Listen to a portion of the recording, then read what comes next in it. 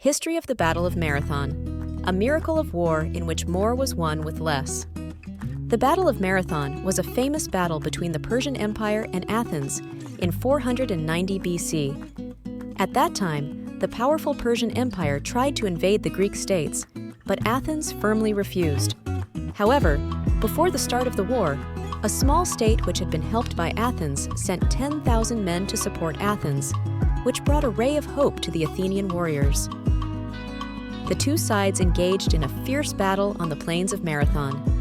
In the end, the Persian army lost more than 6,000 men, while Athens only lost less than 200 men, and the Persian army suffered a crushing defeat. After the Persian army withdrew, the Athenian soldiers cheered their victory.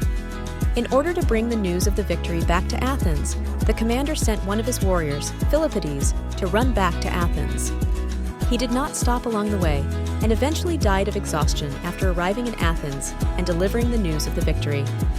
One of the main figures in the Battle of Marathon was the military commander Miltiades. He came from a prominent Athenian family and had fled to Athens after becoming a wanted man for offending Darius of the small country. Miltiades' military prowess and deep understanding of Persian military operations were key to the victory at the Battle of Marathon. The Battle of Marathon erupted in the plain of Marathon, located 42 kilometers northeast of Athens by the Aegean Sea. This crescent-shaped plain faces the Attic Strait and is surrounded by mountains behind it. The Marathon Plain witnessed the Athenian people's battles in defense of their homeland and contributed to the preservation of Greek culture and the continuation of European culture in later generations.